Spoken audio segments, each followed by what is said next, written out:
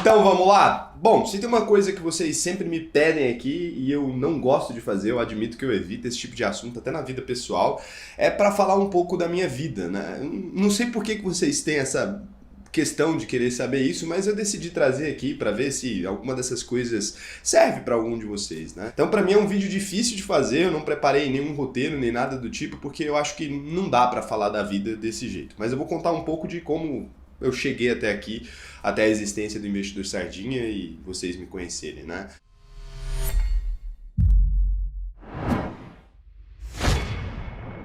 Muita gente acha que eu comecei a empreender pelo Investidor Sardinha, mas na verdade o Investidor Sardinha ele é o meu sexto CNPJ, se a gente considerar assim. Então foi a sexta empresa que eu criei mesmo, né? Se você olhar ali na minha lista de empresas criadas, eu acho que o Investidor Sardinha é a sexta. Eu tenho outras empresas ainda ativas, tem umas que eu já fechei, mas o Investidor Sardinha é a sexta. E apesar de eu sempre ter tido um CNPJ ali, né? Eu sempre ter trabalhado fundando empresas, na minha vida, na maior parte da minha vida, eu fui diretor executivo de empresas. E aí as pessoas sempre me perguntam como é que você se torna diretor de uma empresa, né? Minha vida foi assim, eu entrei num jornal, num cargo mais baixo que tem ali nesse jornal, no segundo maior jornal do meu estado.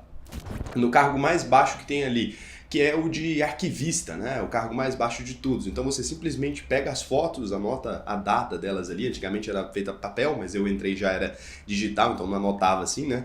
Eu colocava a data ali, nomeava elas e guardava no arquivo. Por quê? Porque o jornal sempre precisa dessa foto. Então você vai pegar assim, foto do governador, e aí você tem um histórico de fotos dele desde quando ele era novinho, desde quando o jornal vai tirando ali. É uma forma de você não desperdiçar o trabalho daquele fotógrafo no dia, você coloca o nome desse fotógrafo ali para você poder creditar ele depois. E aí o que acontece, né? Você põe o nome desse fotógrafo ali, o nome e o que está acontecendo naquela foto, porque no futuro essa foto pode ser utilizada para alguma coisa. Então minha função era organizar isso ali, eu passava o tempo todo organizando isso, só que eu sempre fui um cara muito ambicioso, né? Então nesse período que eu estava ali arquivando imagens, eu conversei com a menina que trabalhava lá, na Natália, né? Era minha amiga pra caramba, ainda é. Ela trabalhava lá e eu pedi para ela me ensinar a editar as imagens. E aí ela me ensinou ali como é que editava as imagens ali. Eu aprendi a editar no Photoshop as imagens com ela, e nisso eu já trabalhava em outros lugares, eu tinha trabalhado no editor, eu já fazia sites, mas eu precisava de um emprego que me desse ali pelo menos uns 1.000 e pouco por mês, né? Uns 1.500, 1.600, que me ajudaria ali a cobrir as minhas despesas fixas de um adolescente ali. Eu sempre trabalhei desde novinho, isso aí eu tinha menos de 16 anos, acredito. Na época podia até assinar carteira, hein, de gente menor de idade. Hoje em dia acho que só pelo menor aprendiz. Então ali eu aprendi a editar imagens e eu era bom nisso, eu fiquei muito bom, muito rápido nisso. E aí a Natália era minha amiga, a gente tinha um editor da noite também, e tinha um cara que era o chefe desse departamentozinho ali, né? E assim, ele organizava simplesmente o nosso calendário, ele simplesmente fazia a organização de datas e folgas. E aí um dia quando esse cara faltou, me perguntaram, né, o que eu achava do departamento ali, como é que estava sendo tocado. Eu lembro que foi o editor de fotografia, alguma coisa assim que me perguntou. O editor de fotografia é um cargo na redação, tá? Editor de fotografia não é o mesmo cara que editor de imagens. Editor de fotografia é o editor do caderno ali, da área de fotografia dentro do jornal. Então ele escolhe as fotos que vai pro ar, ele avalia a qualidade das fotos, ele que recebe as fotos dos fotógrafos, ele que manda os fotógrafos irem pra pauta, então esse tipo de coisa. Tô tentando explicar aqui pra vocês, porque eu sei que muita gente não entende disso. E aí ali, esse cara me perguntou e eu falei, olha, eu acho que na verdade a gente não precisava aqui dessa quantidade de pessoas que tem nesse departamento, porque tinha 2 pessoas, se não me engano, pra noite e eu e a Natália durante a tarde. Eu falei, Sara, se tivesse só a Natália sozinha durante a tarde e eu sozinho durante a noite, a gente conseguiria cobrir tudo o que precisa aqui de edição de imagens. E aí esse cara ficou muito feliz, porque, como eu falei isso, né, enxugou ali o departamento bastante. E aí a gente também fazia uma escala de sábado e domingo, então um ia no sábado, outro ia no domingo, a gente montava essa escala ali na medida que a gente precisava e não precisou mais também do chefe daquele departamento, que ele simplesmente fazia essa montagem de escala, a gente fazia isso sozinho ali, então a gente eliminou um grupo de pessoas ali que não eram necessárias para aquela função, né? E nisso as pessoas olharam e falaram, caralho, que cara legal, né? Podia ter ficado aí maçando barro, mas eu preferi trabalhar mais e gerar maior retorno para a empresa. Nisso, eles começaram a me olhar com outros olhos. As pessoas da empresa começaram, nossa, que menino inteligente e tal. Eu era bem novinho ainda. E aí depois disso, passou-se o tempo, né? E o pessoal da fotografia ali foi ficando mais próximo de mim, o pessoal da redação foi ficando mais próximo de mim, e eu fui pegando novas obrigações sozinho, assim. Eu ia ali e começava a interferir na área dos outros. A verdade é essa, eu era meio xereta, né? Eu ficava me intrometendo em assuntos que não eram meus, e com isso eu fui me ligando cada vez a mais áreas do jornal. jornal e dando pitaco nas coisas, né? Eu ia dando pitaco ali na fotografia, dando pitaco na parte de redação, ia dando pitaco em tudo quanto é lugar que eu entendi um pouquinho. E com isso as pessoas foram me vendo ali, foram me promovendo. Então eu fui indo para novas áreas, eu fui para tudo quanto é área, cara. Depois eu fui para esse chefe desse departamentozinho, porque era eu que dava da escala, e aí depois eu fui subindo. Eu nunca perguntava por melhoria de salário nem nada, eu só queria que eles me dessem os cargos primeiro, porque quando eles te dão a função, eles ficam dependentes de você, depois você consegue pedir o dinheiro ali referente àquela função. Então eu fui sendo promovido diversas vezes até que eu assumi o departamento de publicidade. Então eu virei diretor de publicidade porque a parte de publicidade online das vendas de banner não existia. Quando eu criei ela, então quando eu falei, olha, seria bom a gente começar a monetizar esse site aqui, vendendo banners e tal, o pessoal gostou e aí virei o diretor de um cargo, porque empresas muito grandes normalmente sempre te dão mais funcionários. E aí me deram mais pessoas para ficar abaixo de mim, eu fiquei nisso um pouco de tempo e depois disso eu acabei assumindo o próprio departamento do online inteiro. Então eu acabei ali assumindo o próprio departamento do online, que era a parte de criar o conteúdo, de ter os jornalistas ali abaixo e tal. Então eu comecei a ser chefe desse departamento, aí fui diretor do DM Online, que era esse lugar onde eu trabalhava.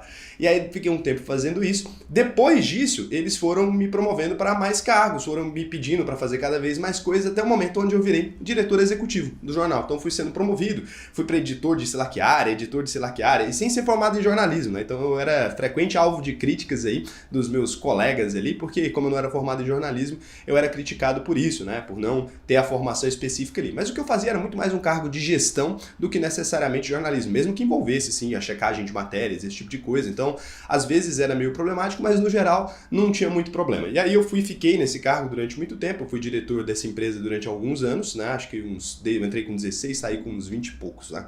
20 e alguma coisa assim. Eu fiquei a maior parte do meu tempo nos cargos de gestão de diferentes áreas. Fui para tudo no departamento, eu enxugava custos, as pessoas gostavam disso e eu transformava essas áreas em áreas mais eficientes. Então, até hoje nessa empresa eu ainda tenho bons amigos entre ali o presidente da empresa, o pessoal que ainda tem cargos mais altos lá, eles gostam muito de mim pelo que a gente foi fazendo ali, pelo que a gente construiu essa boa relação. Depois disso eu já estava bom nesse negócio de gestão, eu fui convidado por um amigo que estava criando uma empresa nova de curiosidades. Vocês vão saber agora como é que isso funciona.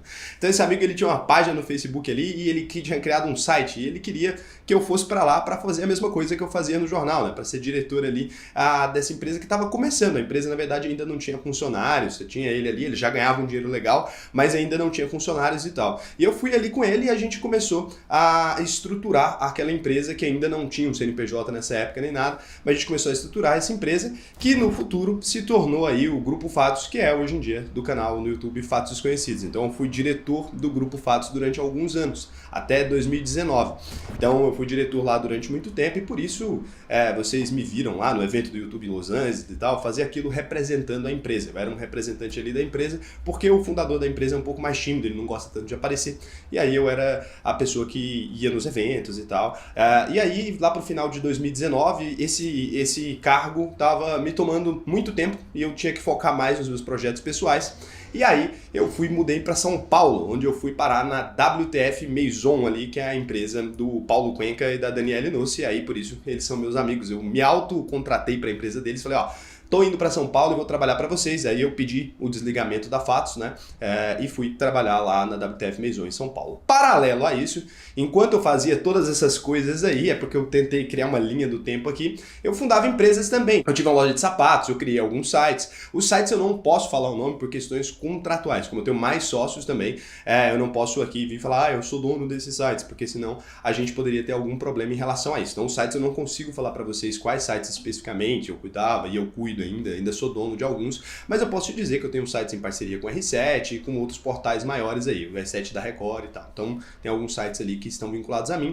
Hoje em dia eu tenho um sex shop também, eu tenho uma empresa chamada Vibrio, essa eu posso falar. Eu tenho uma empresa chamada Brainship, vocês sempre me perguntam quais são as empresas, é uma empresa de mentorias ali que eu fundei também. E ao todo hoje eu tenho uma participação no Investidor 10, eu tenho o site do Investidor Sardinha, né, tá lá. Eu tenho uma plataforma que a gente vai abrir por agora que chama Decido também. Eu tenho um monte de pequenas empresas e um monte de empresas de tamanho médio. Eu não tenho nenhuma grande empresa. Eu tenho uma empresa também de cosméticos chamada Pele de Pêssego.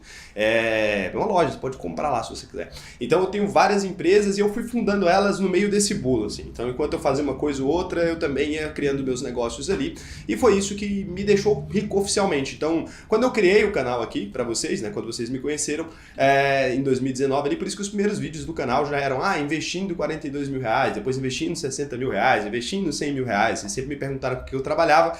Minha fonte principal de renda eram os meus cargos, né, de diretor de empresa e tal. Isso dá para ganhar muito dinheiro, você pode ficar rico fazendo isso. E eu sempre investi, então eu tinha um patrimônio já maior quando eu comecei aqui. Eu também tinha as empresas que estavam começando a virar, algumas delas já davam receita recorrente, dava dinheiro, 25, 30 mil por mês, mas que era um dinheiro muito para mim naquela época ali. Então a vida inteira eu consegui ali, desde a minha vida adulta, eu consegui sempre ter uma boa remuneração. E aí foi mais ou menos isso, eu fui tendo uma boa relação, eu já conheci o pessoal de São Paulo, eu sempre dei palestras lá, eu conheci o pessoal do Google, já fui no Google diversas vezes, fui lá no Google em Los Angeles, né? Fui lá nos eventos, já fui em tudo quanto é lugar aí para falar sobre mídia programática, que era a minha área de especialização. Não sei se vocês sabem o que é isso, mas esses banners que vocês veem aqui nos cantos e tal, isso é mídia programática. Eu sou muito bom nisso aí, eu sou muito bom em banners e essas coisas assim, e é isso. Basicamente foi assim que foi a minha história de vida, foi assim que eu cheguei até aqui. E aí mais ou menos em 2019 eu decidi criar o Investidor Sardinha, tava bêbado e normalmente eu sempre respondia perguntas sobre investimentos, né, dos meus colegas ali. Eu tinha recebido uma provocação de um amigo e eu decidi criar o canal aí e começar a postar aqui para vocês. E aí com o tempo eu fui cada vez mais me focando em aparecer aqui. Hoje em dia ainda não é a minha principal fonte de renda, ainda não é o Investidor Sardinha, apesar de que eu acho que com as empresas, né, como a gente criou a plataforma de investimento, a IsaX, e como a gente tem a UVP, que é o curso, eu acho que em algum momento, talvez no final desse ano, já vai ser a minha principal fonte de renda. Ainda hoje eu tenho mais dinheiro ganho das outras empresas, né, do que do Investidor Sardinha propriamente dito. E o Investidor Sardinha ele vai se fundir com uma das minhas outras empresas que se chama Bolha. Então vocês vão começar a ver um pouco mais dessa outra empresa. Ela é uma empresa de criação de sites ali e tudo, e aí vocês vão poder, enfim, conhecer os sites, porque essas empresas vão fundir. A gente vai fazer uma troca de ações ali e a gente vai fundir esses dois grupos aí. E isso vai ser muito legal para vocês, porque a gente vai ter uma estrutura um pouco melhor aqui e tal, para a gente poder levar isso para frente. Mas é basicamente isso. Eu não sei